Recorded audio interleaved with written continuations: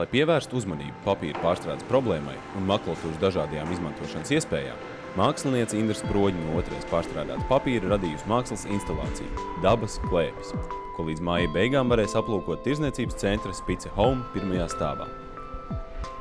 Papīra patēriņa dati ir iespaidīgi. Gada laikā Latvijā katrs cilvēks iztērē tik daudz papīra, cik iegūst no viena koka, taču katrs koks spēj nodrošināt skābekli 3 cilvēkiem. Nododot tonu makulatūras, var pasargāt 17 kokus no iznīcināšanas. Māksliniece Indra Sproģe papīra pārstrādes procesam pieiet radoši un ir pārliecināta, ka vienreiz jau izlietots papīrs var kļūt par lielisku materiālu jaunām idejām.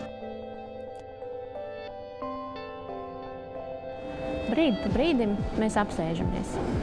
Diezgan ilgu laiku mēs sēžam biroja krēslā, kādu brīdi klubkrēslā, uz bāra ķebļa, uz mazā bērna ķeblīša vai uz virtuves beņķa.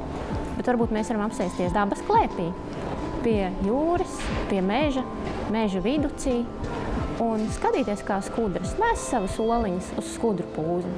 Jo sēžot dabas klēpī, mēs jūtam, ko dabai vajag un kā mēs viņai varam palīdzēt. Un to arī mēs darām. Spice Home, aicinot sabiedrību dzīvot zaļi un pamosties pavasarim ar savas apkārtnes un mājokļu sakārtošanu, pirmajā stāvā līdzās mākslas instalācijai atklāts papīra fabrikas Līgatne makulatūras nodošanas punkts.